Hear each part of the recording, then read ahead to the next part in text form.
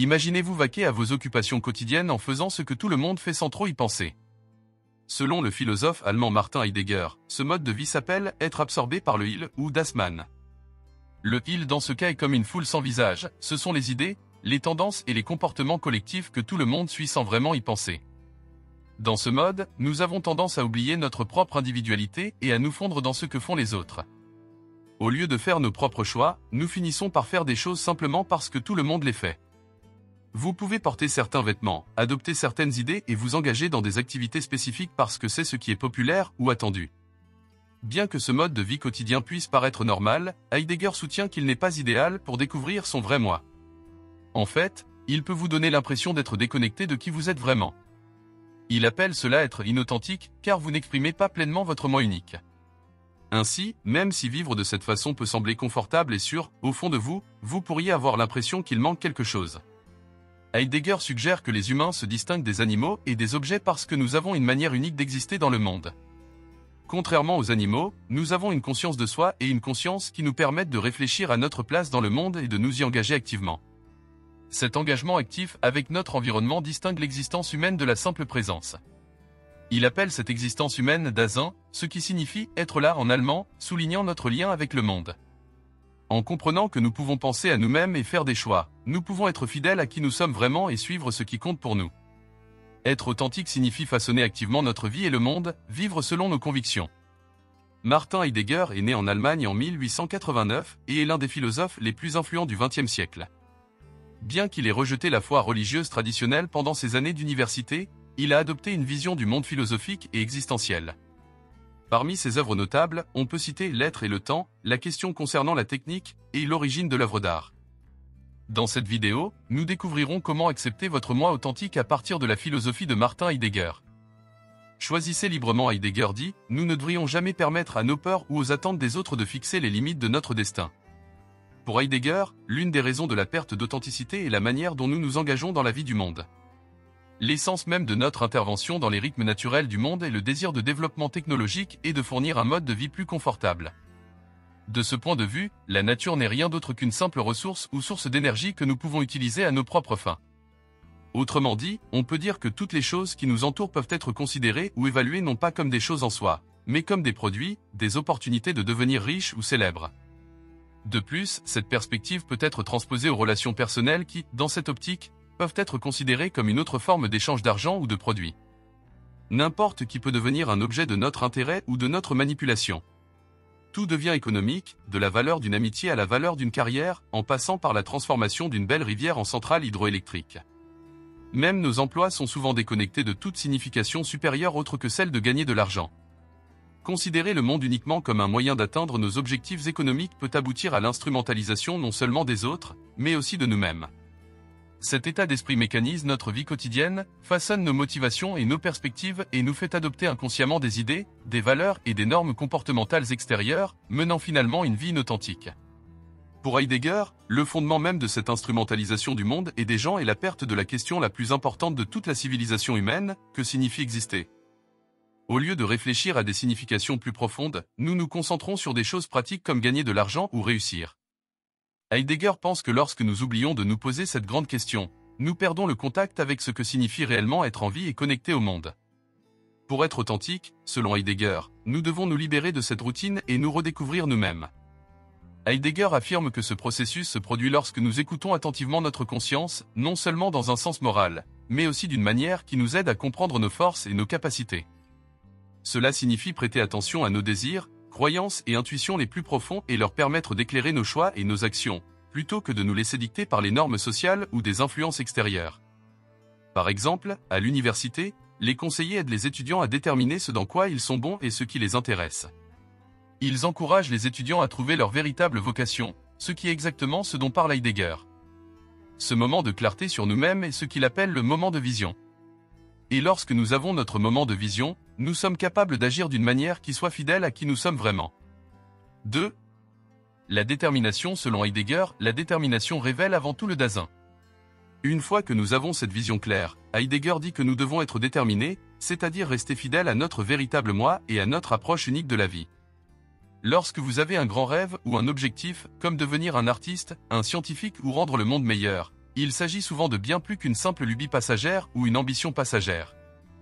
C'est quelque chose qui éveille votre âme, qui enflamme votre passion et qui vous donne un sens à votre vie.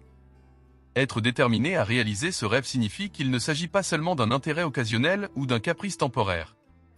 C'est un engagement profond qui va jusqu'au plus profond de votre être. Imaginez que vous avez toujours eu un désir ardent de devenir artiste. Il ne s'agit pas seulement de gribouiller dans votre carnet de croquis ou de peindre pour le plaisir, il s'agit de vous exprimer, de capturer la beauté que vous voyez dans le monde et de la partager avec les autres. Votre engagement envers cet objectif n'est pas quelque chose que vous prenez à la légère. C'est profondément ancré dans votre personnalité, reflétant vos valeurs, vos aspirations et votre identité. Être déterminé signifie que, quels que soient les obstacles ou les défis qui se présentent à vous, vous restez déterminé à atteindre votre objectif. Vous n'abandonnez pas au premier signe de difficulté et ne laissez pas les revers vous détourner de votre chemin. Non, vous les affrontez de front, en puisant votre force dans votre engagement et votre détermination sans faille. Par exemple, imaginons que vous rencontrez des difficultés financières qui vous empêchent de poursuivre vos rêves artistiques à plein temps. Au lieu d'abandonner complètement votre objectif, vous trouvez des solutions créatives, comme travailler à temps partiel pour subvenir à vos besoins tout en consacrant du temps à votre art. Votre détermination vous permet de rester concentré sur votre objectif ultime, même lorsque le chemin à parcourir semble intimidant. De plus, être déterminé signifie que votre engagement ne se limite pas à la réussite ou à l'atteinte d'une étape particulière. Il s'agit du voyage lui-même, du processus de croissance, d'apprentissage et de découverte de soi qui accompagne la quête de vos rêves. Vous acceptez les hauts et les bas, les triomphes et les échecs, sachant que chaque expérience vous rapproche de la réalisation de votre vision. Essentiellement, être résolu à propos de vos rêves ou de vos objectifs consiste à incarner un engagement profond et inébranlable envers quelque chose qui parle à votre âme, vous propulsant vers l'avant avec détermination, quels que soient les défis auxquels vous pourriez être confronté en cours de route. Reconnaître la facticité selon les mots de Heidegger, la facticité est ce qui définit notre situation, notre contexte historique et social, et les limites que nous impose notre existence. Dans la philosophie de Heidegger, la facticité fait référence à tous les aspects de notre vie que nous ne choisissons pas mais qui nous sont donnés, comme notre éducation, notre culture, notre environnement social et notre histoire personnelle. Ces facteurs façonnent qui nous sommes et influencent la façon dont nous percevons le monde et nous-mêmes. L'authenticité, en revanche, consiste à reconnaître et à accepter ces circonstances sans les laisser nous définir complètement. Cela signifie comprendre que même si notre passé et notre environnement nous influencent, ils ne déterminent pas notre véritable essence ou notre potentiel. Au lieu de se laisser limiter par notre passé ou les attentes de la société, l'authenticité implique de reconnaître ces facteurs tout en s'efforçant de les dépasser. Imaginez quelqu'un né dans une famille riche, il pourrait avoir de nombreux avantages dans la vie, comme aller dans une bonne école ou avoir de belles choses. Mais pour être authentique, il doit réfléchir à la façon dont son riche passé affecte sa vision du monde et ses choix. Par exemple, au lieu de simplement faire ce que tout le monde attend de lui parce qu'il vient d'une famille riche, il pourrait décider de poursuivre ses propres passions et valeurs. Ils peuvent choisir une carrière qu'ils aiment vraiment, même si ce n'est pas le travail le plus prestigieux ou le mieux payé. Pour eux, être authentique signifie être fidèle à eux-mêmes et à leurs propres convictions, plutôt que de se conformer à ce que l'on attend d'eux en raison de l'argent de leur famille.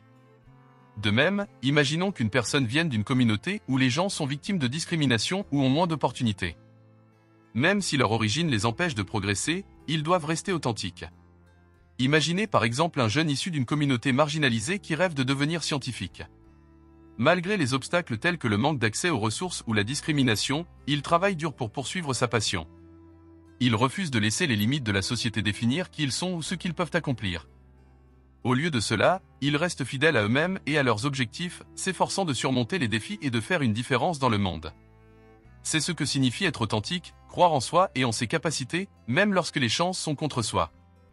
It's about striking a balance between acknowledging our past and the surrounding and charting our own path forward. 4. Embrace being in the world. Heidegger ons wrote, being in the world means being rid of oneself in one's finding oneself, already on the way toward oneself a being with other. While Heidegger is widely regarded as one of the most influential existentialists of the last century, his perspective diverge from multiple traditional existentialist views.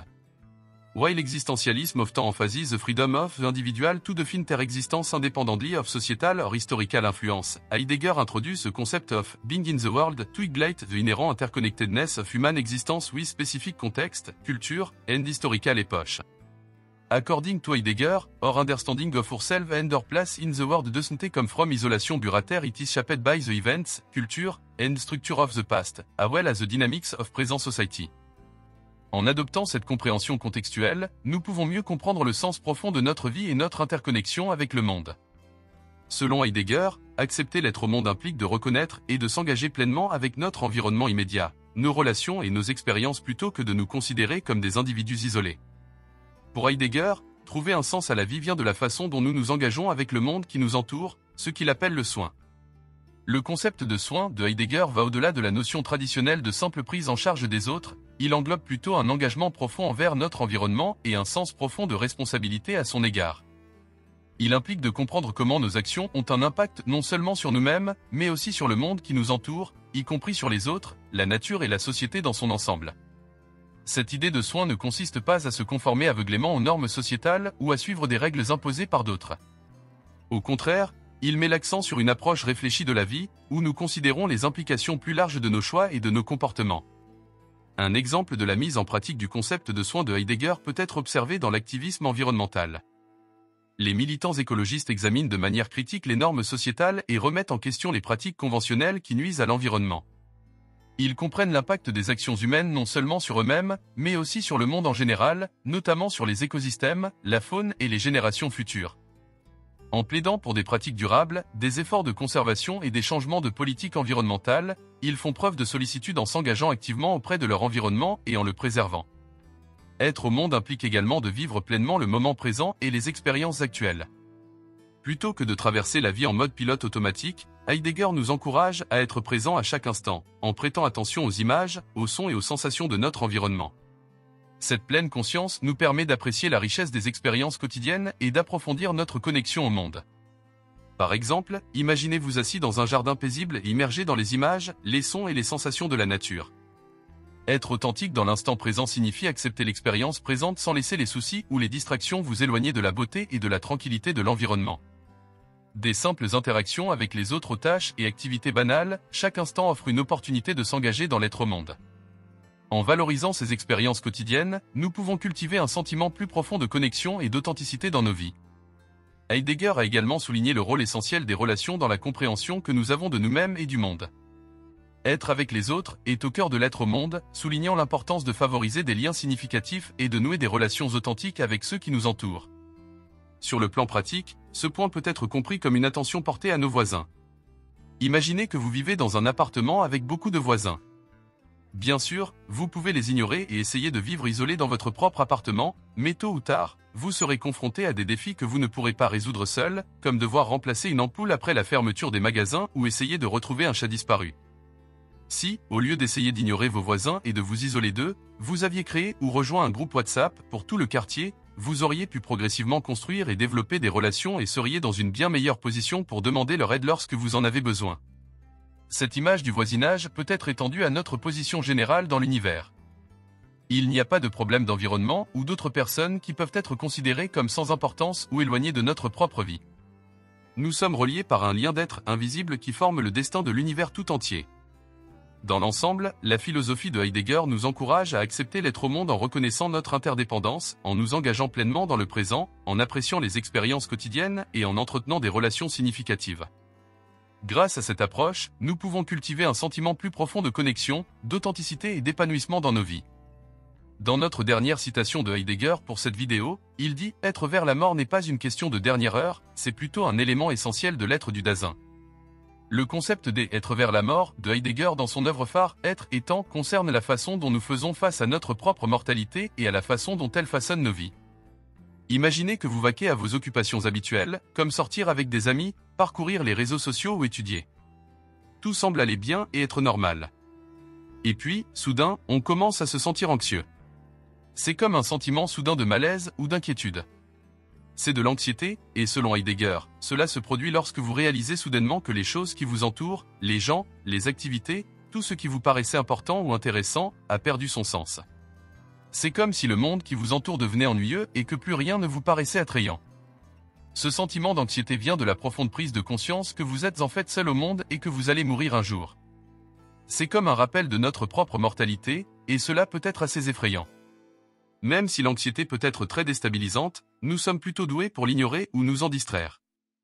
Nous pouvons nous tourner vers nos téléphones, nos amis ou nous plonger dans le travail pour éviter d'affronter ce sentiment inconfortable.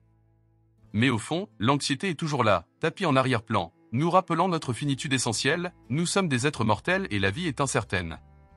Au lieu d'ignorer cette anxiété, Heidegger nous dit qu'il faut l'affronter.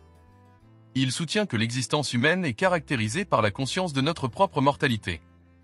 Contrairement à d'autres êtres, les humains ont la capacité de réfléchir à leur existence, y compris au fait qu'ils mourront un jour. Cette prise de conscience influence la façon dont nous abordons notre vie et donnons un sens à notre existence. Comprendre notre mortalité est donc essentiel pour vivre de manière authentique. Beaucoup d'entre nous vivent leur vie comme si elle était sans fin, en recherchant des plaisirs éphémères et des biens matériels sans réfléchir au sens profond de la vie. Heidegger qualifie ce mode de vie d'inauthentique car il évite d'affronter les questions existentielles sur le but et la signification de notre existence. Heidegger nous encourage à réfléchir à notre temps limité sur Terre et à l'utiliser pour guider nos décisions. Au lieu de nous laisser porter par la vie, nous devrions la vivre avec un but et une intention. Cela signifie reconnaître que la vie est courte et que nous devons faire des choix qui comptent vraiment pour nous. Par exemple, imaginez que vous êtes à la croisée des chemins dans votre carrière, que vous vous sentez insatisfait et déconnecté de votre travail. Au lieu d'ignorer ces sentiments ou de succomber aux pressions sociales pour conserver votre emploi actuel, vous décidez de réfléchir à votre propre mortalité et à la nature finie de la vie. Vous reconnaissez que votre temps sur cette terre est limité et que vous souhaitez en tirer le meilleur parti en poursuivant un travail qui correspond à vos valeurs et à vos passions. Ensuite, vous évaluez votre emploi actuel à la lumière de cette prise de conscience. Vous vous demandez si cela apporte un sens et un épanouissement à votre vie ou si c'est simplement un moyen d'arriver à une fin.